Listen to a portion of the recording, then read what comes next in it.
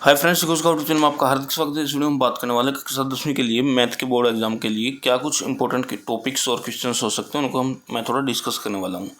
तो देखिए, ये वीडियो उन बच्चों के लिए जो बिल्कुल अभी सोच रहे हैं कि बिल्कुल पास होना मुश्किल है, तो वो भी अच्छे मार्क्स से पास हो सकते हैं इन क्वेश्चंस को करने के बाद।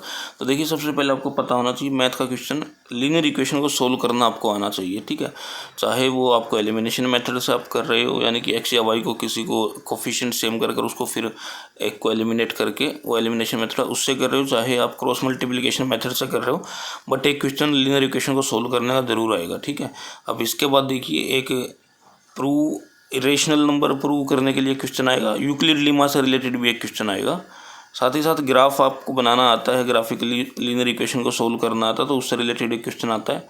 फिर इसके बाद क्वाड्रेटिक इक्वेशन को आपको सोल्व करना आता है यूजिंग फार्मूला, डिस्क्रिमिनेंट फार्मूला जो होता है क्वाड्रेटिक इक्वेशन, यानी कि x equal to minus B plus minus under D upon 2a। इस फार्मूले का यूज़ करके आपके पास आपको क्वेश्चन इसका देखने को मिल सकता है आपको मैथ के पेपर में। ठीक है, अब क्वाड्रेटिक और इसी में एक क्वेश्चन अपस्ट्रीम और डाउन स्ट्रीम से रिलेटेड एक क्वेश्चन आता है, ये सीधा क्वेश्चन 5 नंबर में आता है। ठीक है, अब आपको एपी में कम से कम सम के फार्मूले से रिलेटेड क्वेश्चन देखने को मिलेगा, यानी कि S N is equal to N by 2a plus n minus 1d। अगर फॉर्मूला याद नहीं हो रहा तो डेली दिन में 2-3 बार इसको पढ़िए, प्रैक्टिस कीजिए, आपको हो जाएगा। ठीक है, और इस टाइप का भी क्वेश्चन आपको देखने को मिल सकता है, जैसे an आपको कुछ गिवन है, आपको बोला हो कि S12 निकालो, S15 निकालो।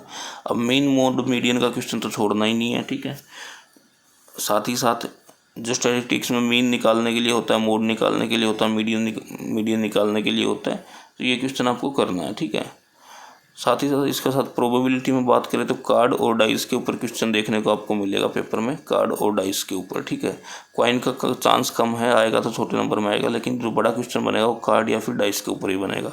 साथ ही साथ ट्रिग्नोमेट्री की एप्लीकेशन की बात करें तो केवल हाइट एंड डिस्टेंस से रिलेटेड जो angle of elevation, angle of depression, ये सब होते हैं, तो ये ऐसे क्वेश्चन आपको देखने को मिलेंगे सीधे बड़े नंबर में, ज़्यादा नंबर के, यानी कि 5 नंबर में या 4 नंबर में आपको देखने को मिलेंगे।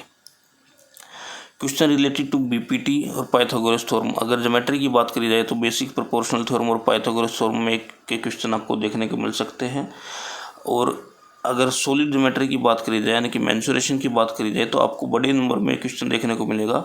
स्फेयर या फिर सिलेंडर को साथ ही साथ अटैच कर रखा होगा, या फिर हेमिस्फेयर या सिलेंडर को अटैच किया होगा। ठीक है, तो ये स्फेयर नहीं है, हेमिस्फेयर ही है, क्योंकि सिलेंडर के ऊपर हेमिस्फेयर लगा दिया है। तो इस टाइप का क्वेश्चन आपको 5 नंबर में देखने को डायरेक्ट मिलेगा। अब ट्रिग्नोमेट्री के कुछ बेसिक क्वेश्चन हैं, वो आपको एग्जाम में देखने को मिलेंगे। ट्रिग्नोमेट्री के बेसिक क्वेश्चन है जो 5 से 6 क्वेश्चन मैं डिस्कस कराऊंगा, वो आपको एग्जाम में देखने को जरूर मिलेंगे, उनमें से श्योर क्वेश्चन आएगा। ट्रिग्नोमेट्री का बेसिक फंडा है, अगर आपको फंडा समझ आ गया तो आप कोई भी प्रूव वाला क्वेश्चन कभी छोड़ेंगे नहीं एग्जाम में। प्रूव वाले क्वेश्चन की खास बात ये होती है, वो आपको पूरे मार्क्स देता है, क्योंकि आपको पता है कि वो तो सही हो ही गया है, तो प्रूव हो गया यानी कि सही हो गया, पूरे मार्क्स मिलेंगे। अब कोऑर्डिनेट ज्योमेट्री की बात करी जाए तो सेक्शन फार्मूला से रिलेटेड क्वेश्चन एग्जाम में देखने को 100% श्योर मिलेगा। सेंट्रोइड फार्मूला की संभावना थोड़ी कम है, लेकिन सेक्शन फार्मूला का तो श्योर क्वेश्चन है। डिस्टेंस फार्मूला से रिलेटेड क्वेश्चन आपको छोटे क्वेश्चन में देखने को मिल सकता है। ठीक है, ये बेसिक मैं उनके लिए मैंने वीडियो बनाया जो अभी मझधार में है, कि भाई उनको ऐसा लग रहा है कि कहीं हम फेल ना हो जाए, कहीं हम कम मार्क्स से पास ना हो, मार्क्स कम ना रह जाएं, तो उनके लिए एक टॉपिक्स हैं जो आप कर लीजिए प्रैक्टिस अच्छे से। और मैं आपको इस चीज़ की श्योरिटी देता हूं कि आपको ऐसा महसूस नहीं होगा बिल्कुल भी कि आप फेल हो जाएंगे एग्ज़ाम में। तो ऑल द बेस्ट।